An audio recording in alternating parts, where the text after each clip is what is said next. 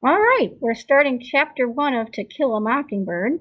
So I am going to start reading to you. I hope you enjoy the book. It's one of my favorites. Chapter 1. When he was nearly 13, my brother Jim got his arm badly broken at the elbow. When it healed and Jim's fears of never being able to play football were assuaged, he was seldom self-conscious about his injury. His left arm was somewhat shorter than his right, and when he stood or walked, the back of his hand was at right angles to his body, his thumb parallel to his thigh. He couldn't have cared so long as he could pass and punt. Remember this left elbow injury. It takes a long time to get back to this elbow issue, but it all comes back to paragraph 1. Nice full circle book.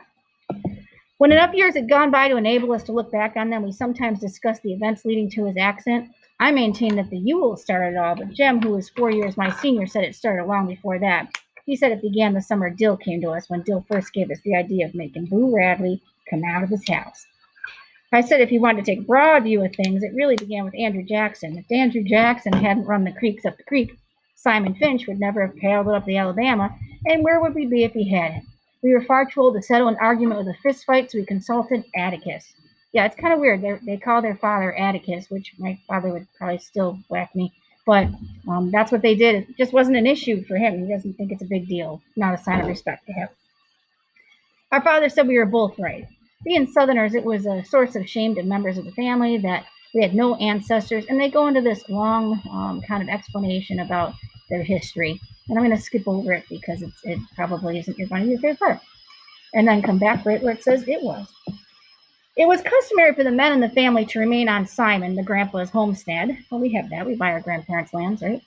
Finch's Landing, they call their house that, and make their living from cotton. The place was self-sufficient, modest in comparison with the empires around it. The landing nevertheless produced everything required to sustain life except ice, wheat, flour, and articles of clothing supplied by riverboats from Mobile, Alabama. Since Simon would have regarded with impotent fury the disturbance between the North and the South, that is, it had left his descendants stripped of everything but their land. Yet the tradition of living on the land remained unbroken until well into the 20th century, when my father, Atticus Finch, went to Montgomery to read law, and his younger brother went to Boston to study medicine. Their sister Alexandra was the Finch who remained at the landing. She married a taciturn, quiet man who spent most of his time lying in a hammock by the river, wondering if his trout lines were full. When my father was admitted to the bar, he returned to Macomb, Alabama, and began his law practice. Macomb, some 20 miles east of Finch's Landing, was the county seat of Macomb County. Atticus's office in the courthouse contained little more than a hat rack spittoon, a checkerboard, and an unsullied code of Alabama. His first 2 clients were the last 2 persons hanged in the Macomb County Jail. Atticus had urged them to accept the state's generosity in allowing them to plead guilty to second-degree murder and escape with their lives, but they were Haverfords in Macomb County, a name synonymous with beep. The Haverfords had dispatched Macomb's leading blacksmith, and a misunderstanding arising from the alleged wrongful detention of a mayor were imprudent enough to do it in the presence of 3 witnesses and insisted that the son of a beep had it coming to him was a good enough defense for anybody. They persisted in pleading not guilty to first-degree murder, so there was nothing much Atticus could do for his clients except be present at their departure, an occasion that was probably the beginning of my father's profound distaste for the practice of criminal law. During his first 5 years in Macomb, Atticus practiced economy, for money more than anything. For several years thereafter, he invested his earnings in his brother's education. John Hale Finch was 10 years younger than my father and chose to study medicine at a time when cotton was not worth growing. But after getting Uncle Jack started, Atticus derived a reasonable income from the law. He liked Macomb. He was Macomb County born and bred. He knew his people. They knew him. And because of Simon Finch's industry, Atticus was related by blood or marriage to nearly every family in the town. Small town where everyone seems related. Couldn't we possibly stretch and think of a place like that? And I only mention this because I probably related to half the town somehow through marriage. Macomb was an old town, but it was a tired old town when I first knew it. In rainy weather, the streets turned to red slop, grass grew on the sidewalks, the courthouse sagged in the square. Somehow it was hotter than a black dog suffered on a summer's day. Bony mules hitched to hoover carts, flipped flies, and the sweltering shades of live oaks on the square. Men's stiff collars wilted by 9 in the morning. Ladies bathed before noon after their 3 o'clock naps, and by nightfall were like soft tea cakes with frosting of sweat and sweet talcum. Now, of course, we know this is describing their makeup here, but this metaphor of them being described, the women like desserts, is a motif, a secondary theme. Motif, not motif. Motif is a secondary theme, and in this book, unfortunately, it's that the women are often described as desserts because some of them are real sugary, but not a whole lot of substance up here. People moved slowly then. They ambled around the square, shuffled in and out of stores around it, took their time about everything. A day was 24 hours long, but seemed longer. There was no hurry, for there was nowhere to go, nothing to buy it, and no money to buy it with. Nothing to see out the boundaries of Macomb County. But it was a time of vague optimism for some people. Macomb County had recently been told that it had nothing to fear but fear itself. Of course, who said that? Anyone? Really? Yeah, Roosevelt. So, talking Great Depression, Civil Rights time. We lived on the main residential street in town, Atticus, Jem, and I, plus Calpurnia, our cook. Calpurnia is their black cook, African-American lady. Jem and I found our father satisfactory. He played with us, read to us, treated us with courteous detachment. Not a hugger. Calpurnia, and their cook, was something else again. She was all angles and bones. She was nearsighted. She squinted. Her hand was as wide as a bed slat and twice as hard. AKA, she's doing the discipline. She was always ordering me out of the kitchen, asking why I couldn't behave as well as Jem when she knew he was older, and called me home when I wasn't ready to come. Our battles were epic and one-sided. Calpurnia always won, mainly because Atticus always took her side. She'd been with us ever since Jem was born, and I had felt her tyrannical presence as long as I could remember. Our mother died when I was 2, so I never felt her absence. She was a gram from Montgomery. Atticus met her when he was first elected to the state legislature. He was middle-aged then. She was 15 years his junior. Jem was the product of their first year of marriage. 4 years later, I was born, and 2 years later, our mother died from a sudden heart attack.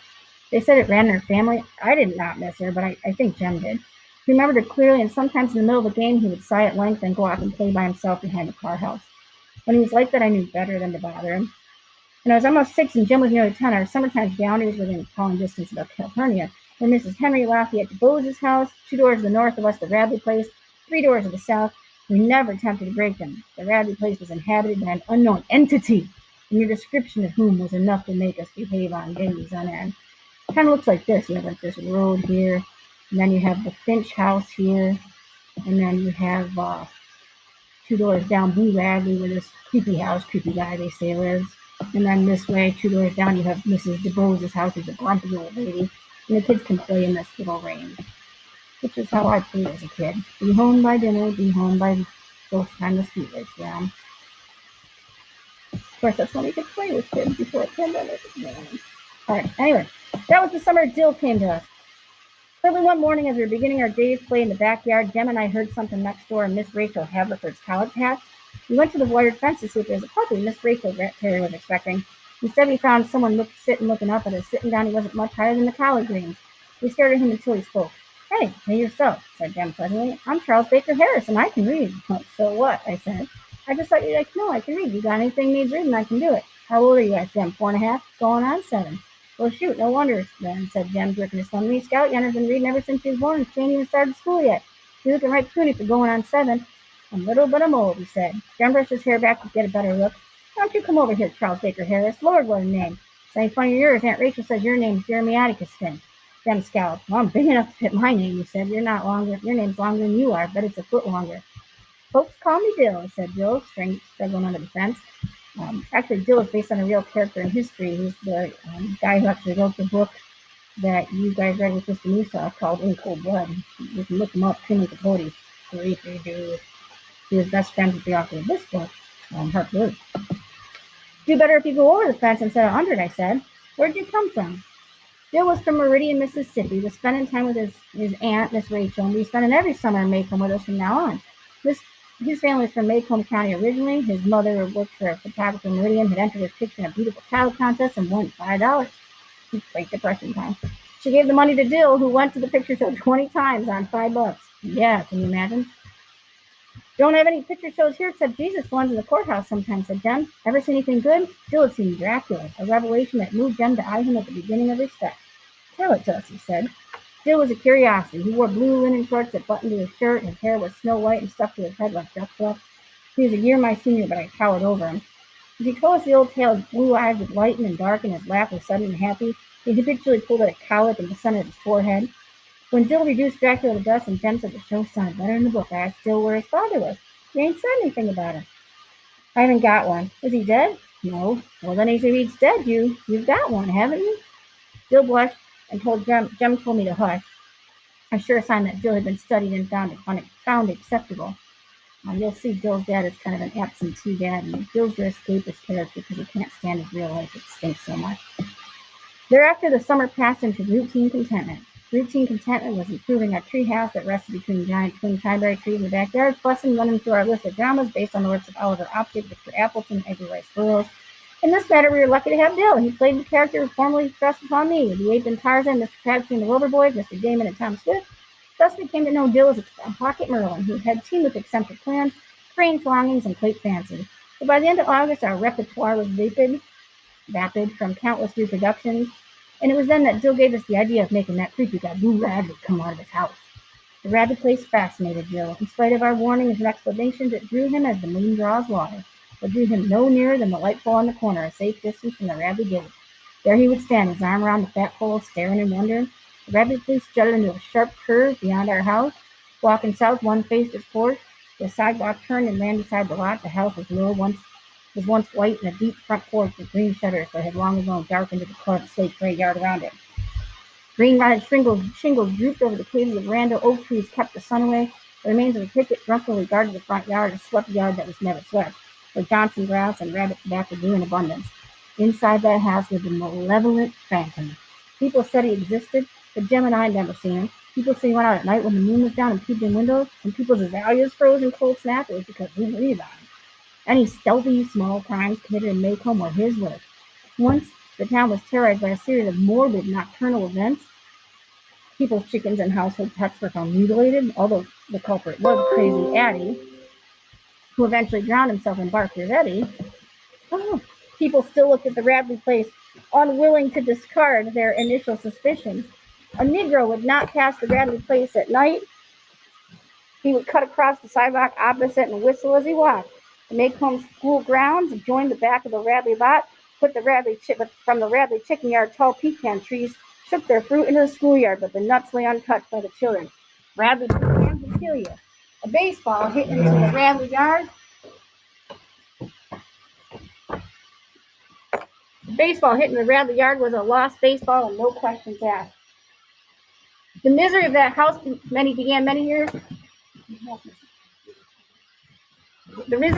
began years before Jem and I were born. The Radleys, welcome anywhere in town, kept to themselves a predilection unforgivable in Maycomb. They did not go to church, Maycomb's principal recreation, but worshipped at home. Mrs. Radley seldom, if ever, crossed the street for a mid-morning coffee break with her neighbors, and certainly never joined a missionary circle. Miss Radley walked to town at 11:30 every morning and came back promptly at 12, and sometimes carried a paper brown bag that the neighborhood assumed contained the family groceries. I never knew how old Mr. Radley made his living. Jem said he bought cotton, a polite term for doing nothing. But Mr. Radley and his wife had lived there with their two sons as long as anybody could remember. The shutters and the door of the Radley house were closed on Sundays, another thing alien to Maycomb's ways. Closed doors meant illness and cold weather only. Of all days, Sunday was the day for formal afternoon visiting. Ladies wore corsets, men wore coats, children wore shoes. But to climb the Radley front steps and call hey on a Sunday afternoon was something that neighbors never did. The Radleys had no screen doors. I once asked Atticus if they ever had any. Atticus said yes before I was born. According to neighborhood legend, when the younger Radley boy was in his teens, he became acquainted with some of the Cunninghams from Old Sarum, an enormous and confusing tribe domiciled in northern part of Country County, and they formed the nearest thing to a gang ever seen in Maycomb. They did little, but enough to be discussed by the town and publicly warned from three pulpits. They hung around the barber shop. They rode the bus to Abbotsville on Sundays and went to picture show. They attended dances at County's Riverside Gambling Hell, the Dewdrop Inn and Fishing Camp. They experimented with stump hole whiskey. Nobody in Maycomb had nerve enough to tell Mr. Radley that his boy was in the wrong crowd. One night, in an excessive spurt of high spirits, the boys backed around the corner in a borrowed flivver resisted arrest by Maycomb's ancient beadle, Mr. Connor, and locked him in the courthouse outhouse. The town decided something had to be done. Mr. Connor said he knew who each and every one of the boys was, so the boys came before the probate judge on charges of disorderly conduct and profane language in the presence of the hearing of a female. The judge asked Mr. Connor why he included the last charge. Mr. Connor said they cussed so loud he was sure every lady in Macomb heard him. The judge decided to send the boys to the state industrial school. The boys were sometimes sent for no other reason than to provide them with food and decent shelter. It was no prison, and it was no disgrace. Mr. Radley thought it was. If the judge released Arthur, Mr. Radley would see to it that Arthur gave no further trouble, knowing that Mr. Radley's word was his bond. The judge was glad to do so. The other boys attended the industrial school and received the best education to be had in the state. One of them eventually worked his way through engineering school at Auburn. The doors of the Radley house were closed on weekends as well as Sunday, and Mr. Radley's boy was not seen again for 15 years. But there came a day, barely with Jem's memory, where Boo was heard from there came a day barely within Jem's memory when Boo was heard from and was seen by several people, but not by Jem. He said Atticus never talked much about the Radleys, but when Jem would question Atticus, his only answer was for him to mind his own business and let the Radleys mind theirs. They had a right to. But when it happened, Jem said Atticus shook his head and said, mm. So Jem received most of this information from Miss Stephanie Crawford, a neighborhood scold, who said she knew the whole thing. According to Miss Stephanie, who was sitting in the living room cutting some items from the Macomb County Tribune to paste in a scrapbook, his father entered the room as Mr. Radley passed by. Boo drove the scissors into his parents' legs, pulled them out, wiped them on his pants, and resumed his activities. Mrs. Radley ran screaming to the hall, and that Arthur was killing them all, but when the sheriff arrived, he found Boo still sitting in the living room cutting up the Tribune. He was 33 years old then. Miss Stephanie said old Mr. Radley said no Radley was going to go to any asylum. When it was suggested that a season in Tuscaloosa might be helpful to Boo, Boo wasn't crazy. He was high-strung at times. It was all right to shut him up. Mr. Radley conceded, but insisted that Boo not be charged with anything. He was not a criminal. The sheriff hadn't the heart to put him in jail alongside the Negroes, so Boo was locked in the courthouse basement. Boo's transition from the basement to back home was nebulous in Jem's memory. Miss Stephanie Crawford said one of the town council told Mr. Radley that if he didn't take Boo back, Boo would die of mold from the damp. Besides, Boo could never live forever on the bounty of the county. Nobody knew what form of intimidation Mr. Radley employed to keep Boo out of sight, but Jem figured that Mr. Radley kept him chained to the bed most of the time. Atticus said no, it wasn't that sort of thing, that there were other ways of making people into ghosts. My memory came alive to see Mrs. Radley occasionally open the front door, walk into the porch, and pour water on a canvas. But every day Jem and I would see Mr. Radley walking to and from town. He was a thin, leathery man with colorless eyes, so colorless they did not reflect light. His cheekbones were sharp and his mouth was wide with a thin upper lip and a full lower lip. Miss Stephanie Crawford said he was so upright he took the word of the Lord as his only law, and we believed him. Mr. Radley, his posture was ramrod straight. He never spoke to us. When he passed, we could look at the ground and say, good morning, sir, and he would cough in reply. Mr. Radley's elder son lived in Pensacola. He came home at Christmas, and he was one of the only persons he ever saw enter or leave that place. From that day, Mr. Radley took Arthur home. People said the house died. But there came a day when Atticus told us he would wear us out if we made any noise in the yard, and commissioned Calpurnia to serve in his absence if he heard any sound from us. Mr. Radley was dying. He took his time about it. Wooden sawhorses blocked the road at each of the Radley lots. Straw was put down in a silent. Traffic was diverted to that street. Dr. Reynolds parked his car in front of our house and walked to Radley's every time he called. Jem and I crept around the yard for days. At last the sawhorses were taken away, and we stood watching the front porch when Mr. Radley made his final journey past the house. And there goes the meanest man God ever breathed breath into, murmured Calpurnia, and she spat meditatively into the yard. We looked at her in surprise, but Calpurnia rarely commented on the ways of white people. The neighborhood thought when Mr. Radley went under, Boo would come out, but he had another thing coming. Boo's elder brother returned from Pensacola and took Mr. Radley's place. The only difference between him and his father was their ages. Jem said Mr. Radley bought cotton, too. Mr. Nathan would speak to us, however, when he said good morning, and sometimes when he saw us coming home from the town with a magazine in his hand. The more we told Jill about the Radleys, the more he wanted to know. As long as he would stand hugging the white pole in the corner, the more he would wonder. I wonder what he does in there, he would murmur. It looks like he just sticks his head out of the door. Jem said he goes out all right when it's pitch dark. Miss Stephanie Crawford said she woke up in the middle of the night one time and saw him looking straight through her window at her. Said his head was like a skull looking at her. Ain't you ever walked up tonight and heard him, Dill? He walks on his knees. Jem slid his feet through the gravel. Why do you think Miss Rachel locks up so tight at night?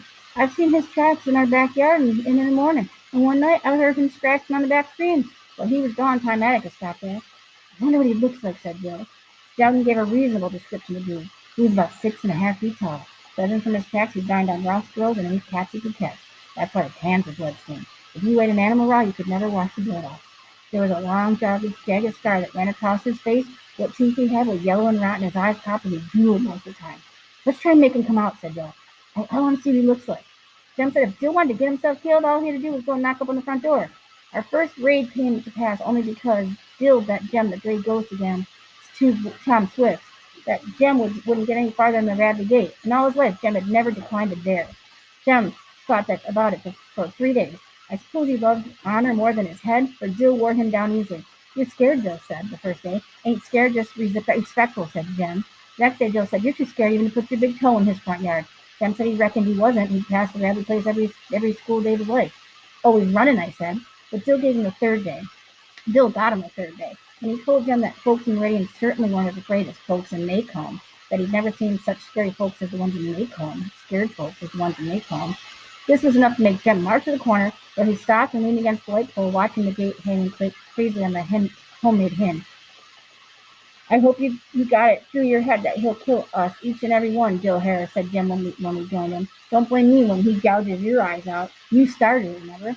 You're still scared, murmured Dill patiently. Jem wanted Dill to know once and for all that he wasn't scared for us of anything. It's just that I can't think of a way to make him come out without him getting us. Besides, Jem had his little sister to think of.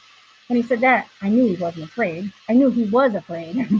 Jem made his little sister to think of the time I dared to jump off the top of the house. If I got killed, what'd become of you, he asked.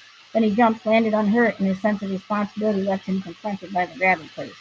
You gonna run out on a dare? Asked Dill. If you are, then. Dill, you have to think about these things, Jem said. Let me think a minute. It's sort of like making a turtle come out. How's that? Asked Dill. Strike a match under him. I told Jem if he set fire to the Radley house, I was going to tell Atticus on him. Dill said striking a match under a turtle was hateful. Ain't half hateful, just persuasion. It's not like you'd chunk him on the fire, Jem growled. How do you know a match don't hurt him? Turtles can't feel stupid, said Jem. Did you ever turtle? My stars, Dill. Now let me think. Reckon we can knock him? Jem stood and thought so long that Dill made a mild concession. I won't say you ran out on a dare. I'll spot you the gray ghost if you just go up and touch the house. Jem brightened. Touch the house, that's all? Dill nodded. Sure, that's all now. I don't want you hollering something different the minute I get back. Yeah, that's all, said Dill. He'll probably come out after you when he sees you in the yard. And then Scout and me will jump on him and hold him down until we can tell him we ain't going to hurt him. We left the corner, crossed the street that ran in front of the Radley house, and stopped at the gate. But go in, said Dill. Scout and me's right behind you. I'm going, said Jem. Don't hurt me. He walked to the corner of the lot, then back again, studying the simple terrain as if deciding how to best effect an entry. Frowning and scratching his head, then I sneered at him. Jem threw open the gate and sped to the side of the house, slapped it with his palm, and ran back past us, not waiting to see if his foray was successful. Dill and I followed on his heels, safely on our porch, panting and out of breath. We looked back. The old house was the same, droopy and sick. As we stared down the street, we thought we saw an inside shutter move, flick, a tiny, almost invisible movement, and the house was still.